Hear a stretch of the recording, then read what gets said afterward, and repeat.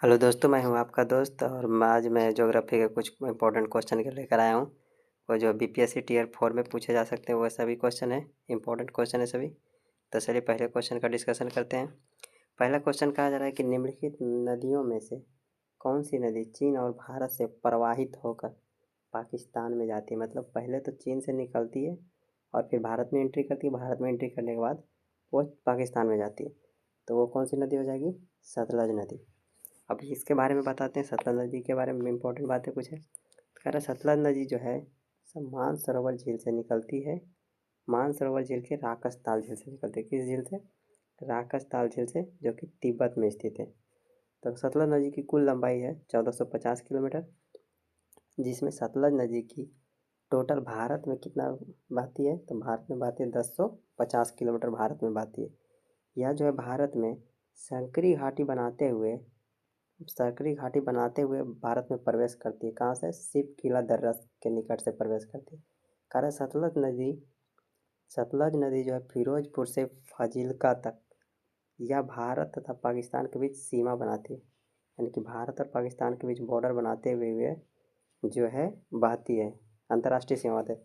हरीके नामक स्थान पर यह ब्यास नदी से मिलती है और सतलज नदी पर ही भाखड़ा नांगल बांध बना हुआ है। अब इसका मानचित्र बता देते हैं कैसे कैसे बहती है। ये देखिए बताया हुआ है, यहाँ से देखिए ये सतलज नदी है, यहाँ से बहते हुए यहाँ जो मिल रही है यही है हरीके नामक स्थान। ये कौन सा स्थान है? हरीके। और यहीं पर भाखड़ा नांगल बांध भी बना हुआ है। यहीं पर देखिए ये है भारत और पाकिस्तान के बीच में अंतर्राष्ट्रीय सीमा बना रही है सतलज नदी के द्वारा। चलिए अगला क्वेश्चन डिस्कशन करते हैं। अगला क्वेश्चन है कि किस तिथि को उत्तरी गोलार्ध में वर्ष का सबसे लंबा दिन और सबसे छोटी रात होती है? तो ये जो है 21 जून को होता है। किस दिन को सबसे लंबी दिन और सबसे छोटी रात होती है? 21 जून को होती है। आगे देखते हैं इसके बारे में क्यों होती है। कह रहा है 21 जून को उत्तरी गोलार्ध में वर्ष का सबसे लंबा दिन और सबसे छोटी रात होती है। 21 जून को सूर्य जो है कर्क रेखा पर लंबवत होता है।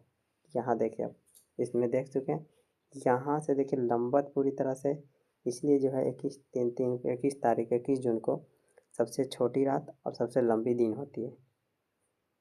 कह रहा है कि नॉर्वे में अर्धरात्रि के समय सूर्य 21 जून को ही दिखाई पड़ता है। अगला क्वेश्चन देखते हैं। अगला क्वेश्चन कह रहा है कपास की पैदावार के लिए कौन सी मिट्टी अच्छी होती है? कपास की खेती के लिए कौन सी मिट्टी अच्छी होती है? तो वो हो जाएगी काली मिट्टी। काली मिट्टी के बारे में कुछ बातें हैं। कह रहे काली मिट्टी जो है बसाल्ट चट्टानों के टूटने और फूटने से बनती है। बसाल्ट चट्टान के जो टुकड़े होते हैं उससे बनी होती है। कह रहे काली मिट्टी जो मुख्यतः कहाँ पाया जाता है? महाराष्ट्र में और गुजरात में। ये दो राज्यों में जो है काली मिट्टी ज़्यादा मात्रा में पाई जाती है। काली मिट्टी जल में जो है जल धारण की क्षमता अधिक होती है। काली मिट्टी को रेगुर मिट्टी भी कहा जाता है। काली मिट्टी को कौन मिट्टी कहा जाता है? रेगुर मिट्टी भी हम बोल सकते हैं। तो काली मिट्टी जो है बसाल्ट चट्टानों के टूटने से बनती है। कौन से चट्टानों से? बसाल्ट चट्टानों के टूटने फूटने से बनती है। अरे काली मिट्टी में आयरन, एल्यूमिनियम और मैग्नीशियम की बहुत अधिक मात्रा होती है। काली मिट्टी में आयरन, एल्यूमिनियम एवं मैग्नीशियम की बहुत अधिक मात्रा होती है। इसलिए काली मिट्टी को कपासी मिट्टी या ब्लैक कॉटन के नाम से भी जाना जाता है। अगला क्वेश्चन देखते हैं। अगला क्वेश्चन कह रहा है कि अलकनंदा के साथ वह नदी कौन सी है जिसके संगम अलकनंदा के वह कौन सी नदी है जिसके संगम पर जो है रुद्रप्रयाग स्थित है? यानी कि अलकनंदा के साथ, मतलब अलकनंदा तो इधर से आ रही है, उसके साथ ये कौन सी नदी है जहाँ पर रुद्रप्रयाग स्थित है? तो इसका आंसर हो जाएगा मंदाकिनी। कौन सी नदी है? मंदाकिनी। इसके बारे में बातें कर देखिए। कह रहे अलकनंदा का उद्गम स्रोत जो है बद्रीनाथ में। अलकनंदा का उद्गम स्रोत कहाँ है? बद्रीनाथ के ऊपर संतोपथ हिमने में हुआ है। अलकनंदा का उद्गम स्थल जो है अलकनंदा का उद्गम स्थल जो है बद्रीनाथ के ऊपर संतोपथ हिमानी में हुआ है। कर अलकनंदा धौली और विष्णुगंगा धाराओं से मिलकर बनती है। अलकनंदा का निर्माण जो है धौली और विष्णुगंगा के दोनों धारा मिलती है तो अलकनंदा बनता है। और अलकनंदा और मंदाकिनी का दूसरा नाम है कालीगंगा।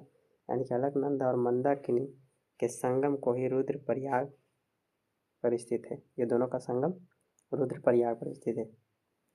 कार्य अलकनंदा की अन्य सहायक नदी पिंडरा है जो इसे कर्णप्रयाग में मिलती है। अलकनंदा में महासीर नाम की मछली होती है। अलकनंदा और धौलीगंगा के संगम को विष्णुप्रयाग भी कहा जाता है। अलकनंदा और धौलीगंगा के संगम को क्या कहा जाता है? विष्णुप्रयाग। चलिए अगला क्वेश्चन देखते हैं।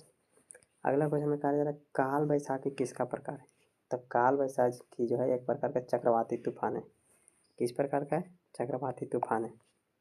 अब इसके बारे में बताते हैं। कह रहा है कि ग्रीष्म ऋतु में असम और पश्चिम बंगाल राज्य में तीव्र आर्द्र हवाएं चलती है। कह रहा है इन हवाओं को पूर्व भारत में मैनचेस्टर के नाम से जाना जाता है। पूर्व भारत में हो गया पश्चिम बंगाल, उड़ीसा, आंध्र प्रदेश और उत्तर के राज्य। कह रहे पश्चिम बंगाल में इसे काल बैसाखी के नाम से जाना जाता है। इस तूफान को जो है पश्चिम बंगाल में काल बैसाखी के नाम से जाना जाता है। कर्नाटक में इसे चोरी ब्लॉसम कहा जाता है जो कि कॉफ़ी कृषि के लिए लाभदायक होता है। अगला क्वेश्चन है कि इनमें से कौन सी पर्वत श्रृंखला स्विट्जरलैंड में स्थित है? तो वो जो है हो जाएगा अल्पास पर्वत। अल्पास पर्वत जो है स्विट्जरलैंड में स्थित है। इसके बारे में बताते हैं। कह रहा है यूरोप में नवीन पर्वतों में अल्पास और कॉकेशस प्रमुख है। यूरोप महाद्वीप में मुख्य रूप से अल्पास पर्वत और कॉकेशस पर्वत जो है प्रमुख पर्वत है। कह रहा है इंग्लिश चैनल नाम का एक पर्वत है जो फ्रांस और यूके को अलग करता है, यूनाइटेड किंगडम को अलग करता है। पिरेनीज पर्वत जो है फ्रांस और स्पेन को अलग करता है। फ्रांस और अल्पास पर्वत इटली को अलग करता है। फ्रांस से जूरा पर्वत स्विट्जरलैंड को अलग करता है और माउंट ब्लैक अल्पस पर्वत की सर्वोच्च चोटी है। अगला क्वेश्चन देखते हैं। कह रहा है कि अलमाटी बांध किस नदी पर स्थित है? अलमाटी बांध जो है कृष्णा नदी पर स्थित है। कौन सी नदी पर? कृष्णा नदी पर। आगे देखते हैं अलमाटी बांध के बारे में। कह रहा है अलमाटी बांध जो है कर्नाटक में स्थित है। अलमाटी बांध कृष्णा नदी पर स्थित है और कर्नाटक में स्थित है। कह रहा है कृष्णा नदी का उद्गम स्थल जो है महाबलेश्वर के समीप पश्चिमी घाट श्रृंखला से हुआ है। कहाँ से हुआ है? पश्चिमी घाट श्रृंखला से हुआ है। कह रहा है कृष्णा नदी की ऊंचाई जो है समुद्र तल से 1337 मीटर पर है और कृष्णा नदी की कुल लंबाई 1400 किलोमीटर है। कृष्णा नदी की कुल लंबाई 1400 किलोमीटर है और नागार्जुन सागर परियोजना जो आंध्र प्रदेश तेलंगाना राज्य की सीमा पर, यानी कि नागार्जुन सागर परियोजना आंध्र प्रदेश और तेलंगाना राज्य की जो सीमा है बॉर्डर वहीं पर स्थित है। कुछ नदी पर है? कृष्णा नदी पर स्थित है। ये रही कृष्णा नदी की कुछ महत्वपूर्ण सहायक नदियाँ। चलिए अगला क्वेश्चन देख रहे हैं। अगला क्वेश्चन कर स्ट्रोम्बोली एक किस प्रकार की ज्वालामुखी है? कहा जा रहा है इस क्वेश्चन में कि स्ट्रोम्बोली है एक प्रकार का, मतलब किस प्रकार का ज्वालामुखी? तो स्ट्रोम्बोली जो है एक प्रकार का जागृत ज्वालामुखी। किस प्रकार का ज्वालामुखी है? जागृत ज्वालामुखी। अब बता जागृत ज्वालामुखी किसे कहेंगे?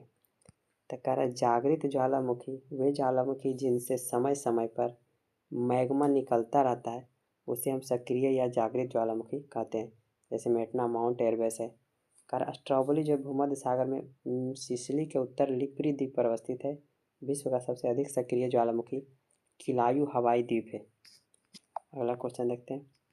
कह रहे 2011 की जनगणना के अनुसार रिपोर्ट के अनुसार किस राज्य की साक्षरता दर सबसे कम है? तो वो है बिहार की। बिहार राज्य की साक्षरता दर 2011 के अनुसार सबसे कम थी। अगला क्वेश्चन देखते हैं। अगला क्वेश्चन है पुलिकट झील कहाँ स्थित है? पुलिकट झील क्या उड़ीसा में या राजस्थान में या तमिलनाडु में? तो कह रहे पुलिकट झील जो है तमिलनाडु में स्थित है। कहाँ है? तमिलनाडु में। अब झील से रिलेटेड कुछ क्वेश्चन देख लेते हैं। कह रहे झील से रिलेटेड देखिए क्वेश्चन। कह रहे भारत में खारे पानी की सबसे बड़ी झील कौन सी झील है? चिल्का झील। खारे पानी की सबसे बड़ी झील भारत में चिल्का झील। भारत में ताजे पानी की सबसे बड़ी झील वुलर झील। विश्व का सबसे गहरा झील कौन है? बैकाल झील जो कि रूस में स्थित है। विश्व का सबसे नमकीन लवणता वाला झील कौन है? बॉन झील। इस तरह के और भी क्वेश्चन अगर आप देखना चाहते हैं तो आप हमारे चैनल को सब्सक्राइब कर सकते हैं।